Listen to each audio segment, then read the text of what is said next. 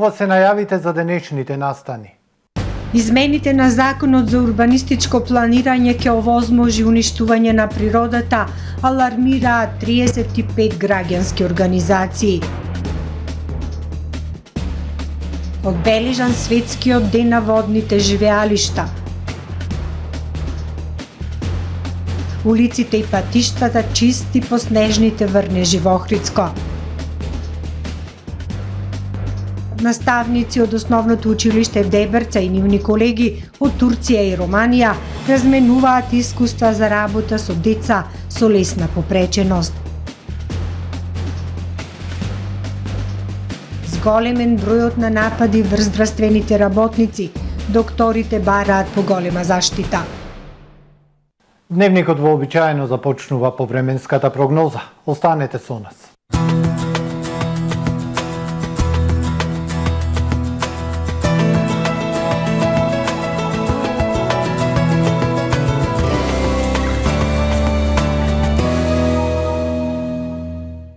Во Охрид денес во првата половина од денот многу слаби врнежи од снег и дожд и снег, проследени со ветер. Во текот на денот намалување на облачноста, сончеви периоди и максимална дневна температура од 4 степени Целзиусови. Во текот на ноќта кон четврток ќе биде ведро, ветровито и студена.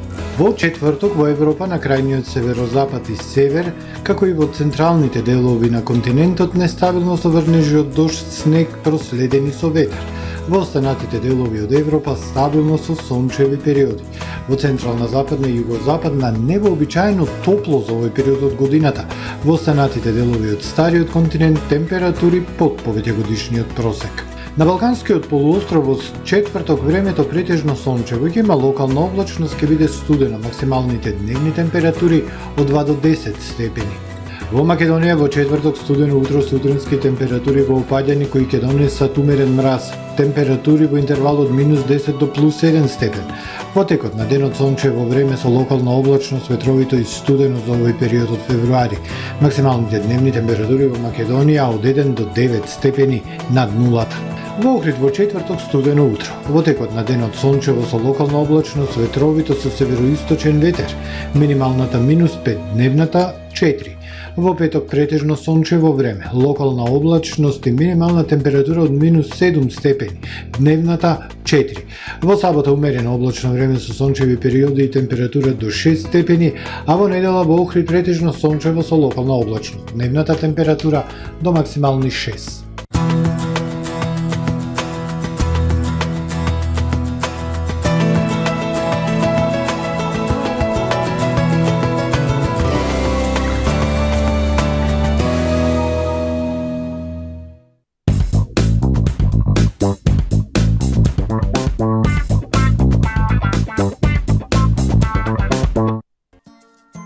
Атва Хоум Центар на нова локација. Во новиот продажен простор уште поуспешно ја остваруваме нашата мисија на едно место да обезбедиме широка понуда на производи кои ќе го подобрат и разубават вашето секојдневие. Уредете го вашиот дом, деловен простор или градина без да го оптоварите домашниот буџет. Купувајте по најпристапни цени и со постојани промотивни акции. Во нашиот салон ќе ги пронајдете најубавите и најкреативни подароци за секоја пригода. Атва Хоум Центар. Добре дојдовте во светот на Кармен Бау Центар. Во безпрекорно уреден продажен простор, купувањето во еден Бау Центар никогаш не било попријатно. Покрај стандардниот избор на фасадните системи Кнауф и Бекамент, ви нудиме богат избор на професионален алат на реномираните производители Bosch и Divol. Со гордост ви го представуваме нашиот шоурум Мараци, со најголем избор на плочки од Мараци и санитарија од светски познатите брендови Грое, Колпасан, Идеал Стандард, Рока, Унитас. На располагање ви е нашиот архитект, кој ќе ви помогне во осмислување на вашиот проект. Располагаме со најбогатата палета на ламинат во државава. Одберете од 100 различни дизајни на Свис Кроно. Кармен Бау Центар на улица Железничка.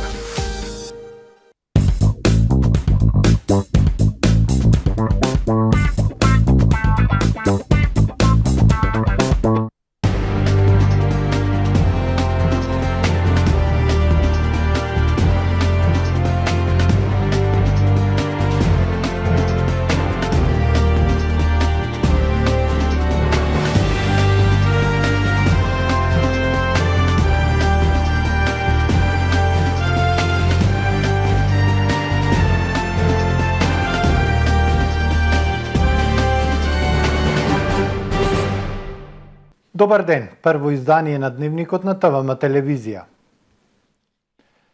Вкупно 35 организации, меѓу кои и Охрид СОС, алармираат дека измените на Законот за урбанистичко планирање ќе овозможат уништување на природата. Меѓу низата забелешки посочуваат дека со измените се овозможува урбанизација во селата во заштитено подрачје без да се направи проценка на влијанието врз природата.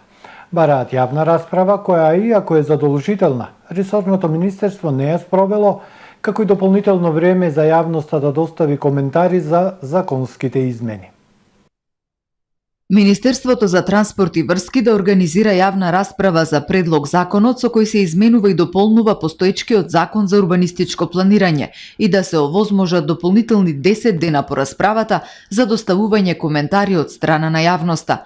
Ова се барањата на 35 граѓански организации, меѓу кои Охрид СОС, Фронт 2142 и Одва иницијатива. Дел од предложените законски измени може да предизвика долгорочни штетни последици по природата и животната средина, велат во јавното барање организациите. Тие сметаат и дека е недозволив пропуст на изготвувачот констатацијата во нацрт извештајот дека законот нема да има никакво влијание врз животната средина. Реагираат дека со предложените измени урбанизацијата се дефинира сама по себе како дејност од јавен интерес, што има потенцијал да направи пустош во природата. Се овозможува реализација на донесени и започнати општи акти за села, што исклучува спроведување на стратегиска проценка на влијанието врз животната средина, алармираат активистите. Меѓу селата за кои се усвоени или започнати општи акти ги наведуваат селата Лагадин, Љубаништа и Елшани во светското природно и културно наследство на Охридскиот регион. Со предложените измени практично се овозможува урбанизација на селата во заштитените подрачја без притоа да се процени нејзиното влијание врз природата и животната средина и без да се информира и вклучи јавноста во ваквата проценка, стои во реакцијата на организациите. Исто така посочуваат дека се дава можност земјоделското, шумското и крајбрежното земјиште во области вон населени места и вон плански опфати да се третира и како градежно по автоматизам, без да се спроведе процес на пренамена регулиран со специфичните закони за различни типови земјиште. Покрај сето тоа, се ускратува и оневозможува жалбениот механизам при одобрување на планските програми за урбанистичките планови, како и при одобрување на урбанистички проекти. Во законските измени, наместо со решение како поединечен акт, предвидено е овие програми и проекти да се одобруваат со потврда за заверка. Кон подобро управување со Охридското езеро, Студенчишкото блато и Белчишкото блато беше насловен настанот кој денес се одржа преку Zoom платформата, а по повод одбележување на 2 февруари, светскиот ден на водните живеалишта. Градоначалникот на Охрид Кирил Пецако во своето поздравно обраќање истакна општина Охрид и општина Дебрца се вистинскиот избор за одбележување на овој значаен ден од екологијата, со оглед на тоа дека го споделуваме Охридското езеро кој е извонреден природен феномен, кој е прибежиште за бројни ендемски и реликтни сладководни видови флора и фауна, како и најголем воден басен на питка вода во југоисточниот дел на Европа. Наша обврска и цел е да придонесеме кон подобро управување со водните ресурси кои се од непроценливо значење за регионот, а секако и за нашата држава.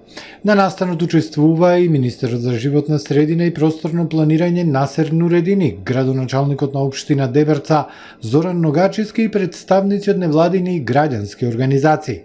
За значењето за каните и мерките за заштита на сладководните живеалишта говореше доктор Орхидеја Тасевска, научен советник и директор на Хидробиолошкиот институт од Охрид. На случувањето Ѓоко Зоровски и Даниел Богнер, консултант за биодиверзитет и градење капацитети, ги презентираа најважните наоди од студијата за валоризација на Белчишкото блато, а Хавза Реджеп Кател, раководител на оделението за заштита на животната средина од општина Охрид, и Менка Спировска, експерт за животна средина, одржаа презентација на најважните наоди од студијата за валоризација на Студенчишкото блато.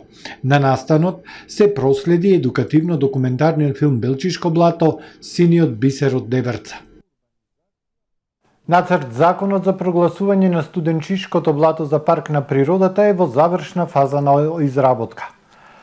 Јавната расправа по нацрт на закон за прогласување на Студенчишко блато за парк на природата се планира да се одржи на 23 февруари годинава, со почеток во 12 часот во големата сала на општинската зграда во Охрид.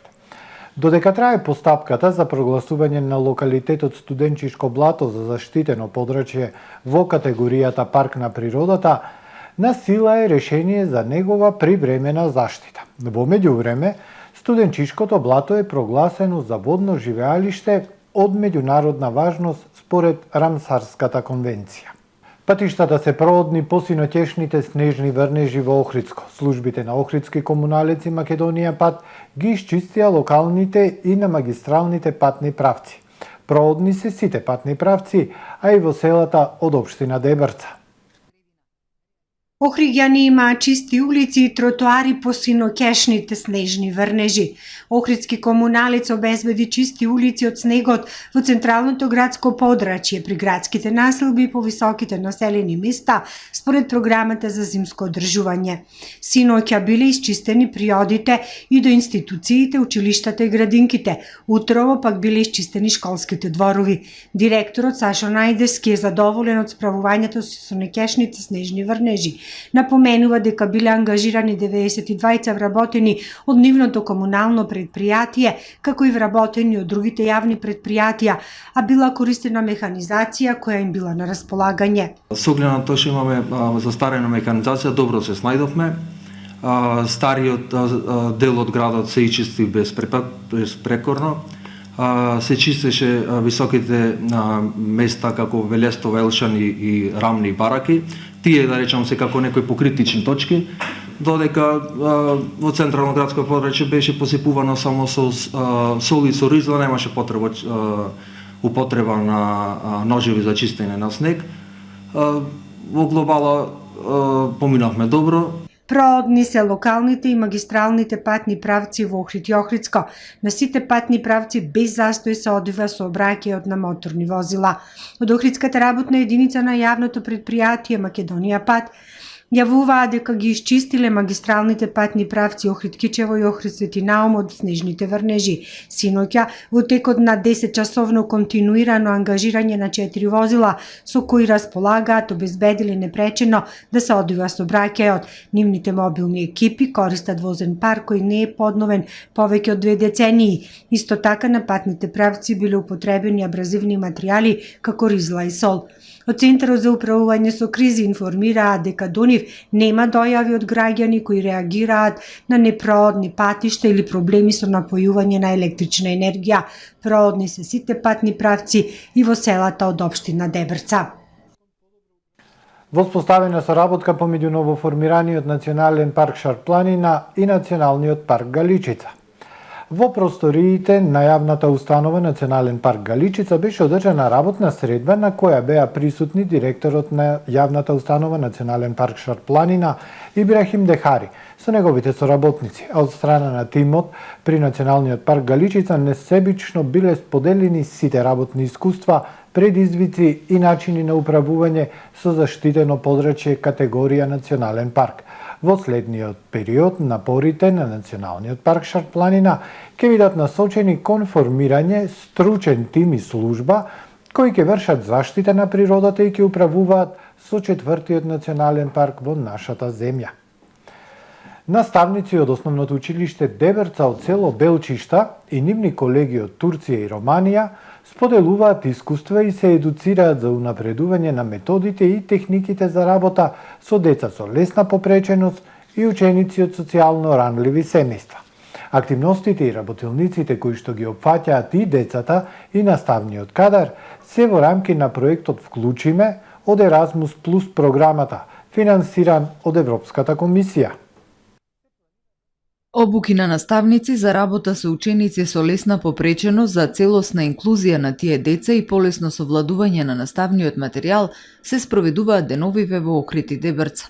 Обуките ги реализира Ресурсниот центар од Скопје во рамки на проектот Include Me од Erasmus Plus програмата.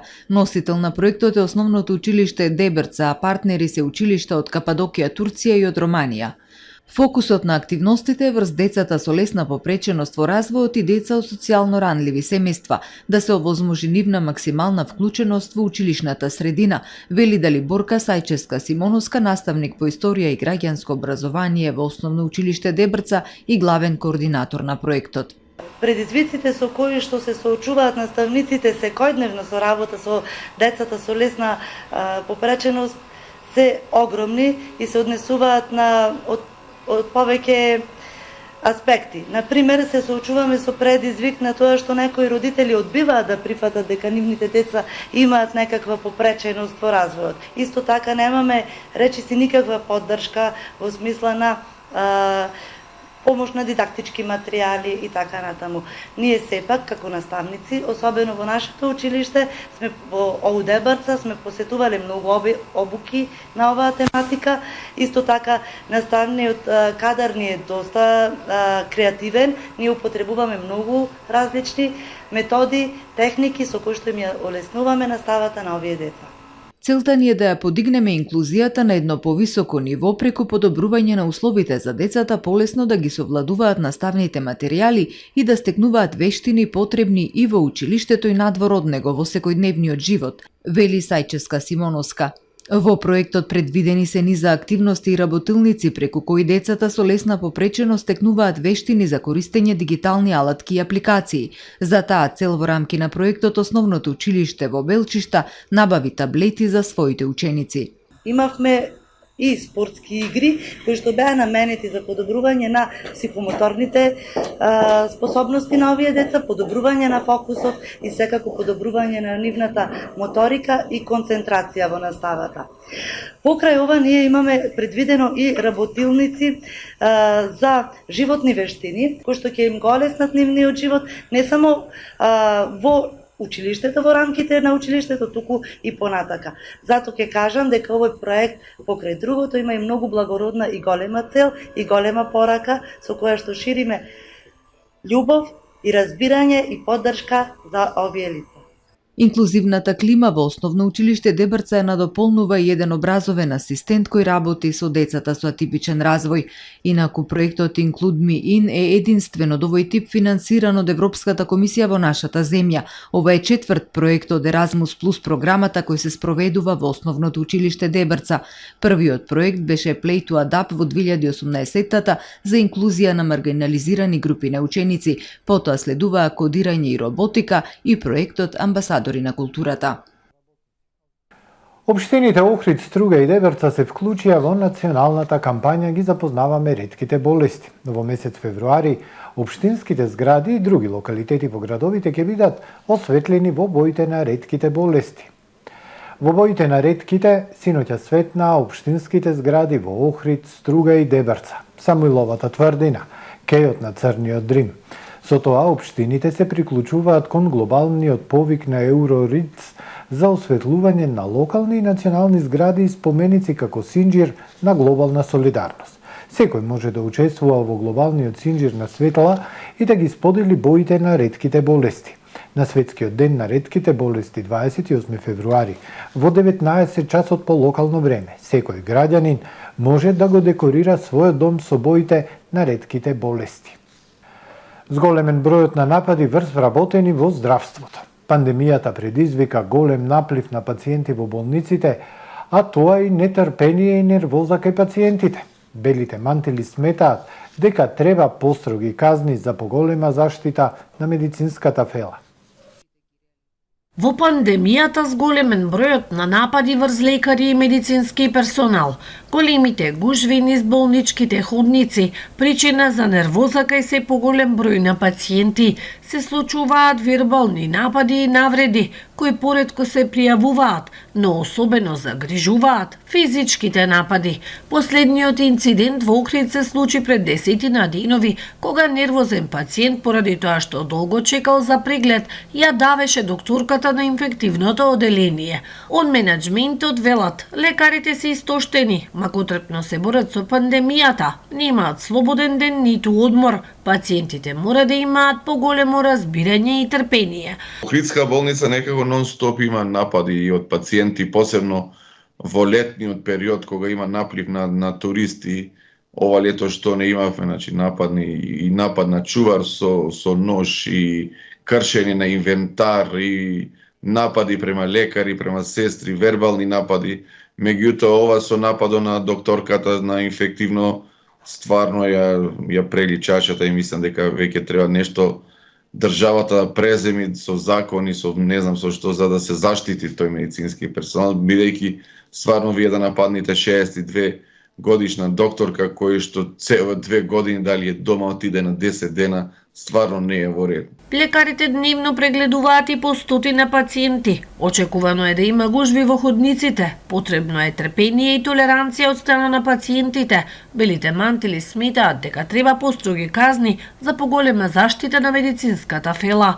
Треба државата да донесе некои закони за да не може вака луѓето да се понашаат према медицинскиот персонал. Ние сме тука да му помогнеме на луѓето. Нормално дека ќе почека. Вие ако имате 100 прегледи, нормално да може во сите најнуж да влезат. Нормално и ситуацијата е таква. На ваков наплив, не само тука, вие гледате низ цела Европа е зголемен бројот и на прегледи, и на хоспитализации, така да сигурно во другите земји така не ги напаѓаат докторите.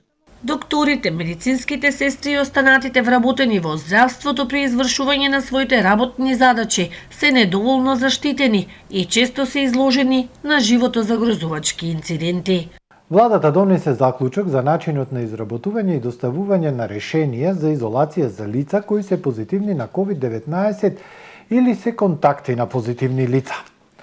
Според новиот предлог, решенијата за лицата кои треба да бидат во изолација ќе се објавуваат на веб страната на Државниот санитарен и здравствен инспекторат и дополнително во службен весник во најбрз можен рок, при што нема да бидат објавувани лични податоци на граѓаните, односно целосно ќе бидат запазени стандардите дефинирани со Законот за заштита на личните податоци. Ова измена се воведува поради зголемениот број граѓани за кои се определува мерката изолација и поради намалениот број денови за изолација со цел брз проток на информациите, намалување на временската разлика меѓу моментот кога е констатирана потребата од изолација, издавање на решението за изолација и негово објавување. Со новата методологија се намалуваат можностите за злоупотреба во периодот додека не се објави решението, а со тоа се намалуваат и ризиците од дополнителен број случаи позитивни на COVID-19. За овој начин на доставување на решенија, граѓаните ќе бидат претходно известени преку телефонскиот број оставен во установата каде било извршено тестирање, а ќе постои можност да биде издадена потврда дека е издадена јавна објава за изолација на писмено барање на граѓаните. Следуваат вестите од светот. Ситуацијата на Косово сега е многу помирна отколку што беше, но понекогаш се уште има тензии, објавија преку социјалните мрежи НАТО и КФОР. Додаваат дека косовските сили предводени од НАТО и КФОР остануваат клучни за стабилноста во регионот. Оваа порака е објавена додека е во тек посетата на евроамериканското дуо Мирослав Лајчак и Габриел Ескобар, кои се обидуваат да го рестартираат диалогот на високо ниво меѓу Белград и Приштина, пренесува порталот Коссев. За сега не е потврдено дали Лајчак и Ескобар денеска ќе се сретнат со некој од оваа воена мисија пред да заминат за Белград. НАТО ја објави оваа порака со кратко видео од северот на Косово, со потсетување дека до неодамна имаше барикади на локалните срби по спорот меѓу Приштина и Белград за регистарските таблички. Пожар во фабриката за вештачко ѓубриво во американската сојузна држава Северна Каролина принуди илјадници луѓе да се евакуираат поради страф од можна голема експлозија. Речиси 6500 луѓе се евакуирани од градот Винстон Салем, како и затвореници од блискиот затвор и студенти од кампусот, откако избувнал пожар во фабрика за вештачко ѓубриво. Причината за пожарот не е позната, но властите предупредија на зголемена закана бидејќи во фабриката има меѓу 300 и 600 тони амониум нитрат. Нова ледена бура пристигнува во САД која доведе до откажување на стотина комерцијални летови. Бранот со ледена бура се протега од Ново Мексико во југозападниот дел на САД до Вермонт на североисток. Говернерите на сојузните држави апелираат до граѓаните да избегнуваат движење по автопатиштата, а на училиштата и универзитетите им наложија да ја прекинат наставата. Во Мичиген се очекуваат 30 см снега, надлежните служби издадоа предупредување да не се патува. Се приближува многу студен и непријатен бран, што ќе го отежне патувањето, рече метеоролог од Националната метеоролошка служба во Коледж парк во Мериленд. Најмалку 24 лица загинаа во огромен одрон во Кито, главниот град на Екватор. Повредени се 48, 12 се водат како исчезнати. Обилните дождови предизвикаа лизгање на земјиштето во близина на работничките населби во Кито во понеделникот вечерта. Кал и камења паѓале низ падините на вулканот Пичинчја. Над градот и однеле 8 куќи, детско игралиште и паркирани автомобили. Метеоролозите соопштија дека количината на дожд е 40 пати поголема од прогнозата, а градоначалникот Гвардерас изјави дека толкава количина на врнежи дожд во градот не е забележана од 2003-та. Локалните служби за вонредни состојби објавија драматично видео на кое се гледаат последиците од поплавата, а властите не ја исклучуваат можноста за појава на нови одрони. Ова е се во првиот дневник на ТВМ. Ви благодарам што не следевте. Пријатно.